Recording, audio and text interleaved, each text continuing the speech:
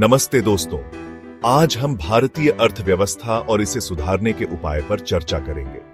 भारत की अर्थव्यवस्था दुनिया में सबसे तेजी से बढ़ने वाली अर्थव्यवस्थाओं में से एक है, लेकिन इसमें कुछ चुनौतियां भी हैं। सबसे पहले वर्तमान आर्थिक स्थिति को समझते हैं।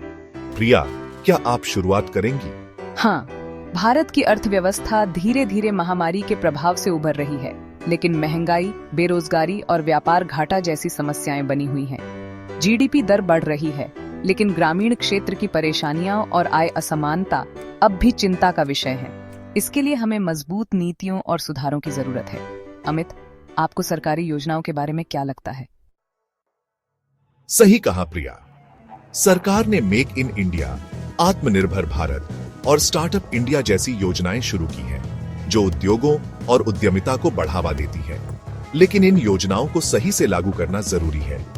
हमें बेहतर बुनियादी ढांचे, कम प्रशासनिक बाधाओं और निवेश को आकर्षित करने के लिए अनुकूल नीतियों की जरूरत है। नेहा, रोजगार बढ़ाने के लिए क्या किया जा सकता है? बहुत बढ़िया अमित। रोजगार एक बड़ी समस्या है। सरकार को सूक्ष्म, लघु और मध्यम उद्योगों MSME को बढ़ावा देना चाहिए, क्योंकि ये सबसे ज्यादा नौकरियां देते हैं। कृषि और ग्रामीण उद्योगों में निवेश करने से गांवों में रोजगार के अवसर बढ़ सकते हैं। इसके अलावा पर्यटन और गिग इकोनॉमी को बढ़ावा देना भी उपयोगी होगा। विक्रम, क्या आपको लगता है कि डिजिटल तकनीक मदद कर सकती है? हाँ, बिल्कुल। डिजिटल तकनीक अर्थव्यवस्था में क्रांतिकारी बदलाव ला सकती है। डिजिटल इंडिया जैसी पहल पहले से ही बैंकिंग और सेवाओं को बेहतर बना रही है। आर्टिफिशियल इंटेलिजेंस, ऑटोमेशन और फिनटेक को बढ़ावा देने से अर्थव्यवस्था अधिक प्रभावी होगी। ई-कॉमर्स तेजी से बढ़ रहा है और ग्रामीण क्षेत्रों में इंटरनेट की अच्छी पहुंच से लोग भी डिजिटल विकास का हिस्सा बन सकते हैं।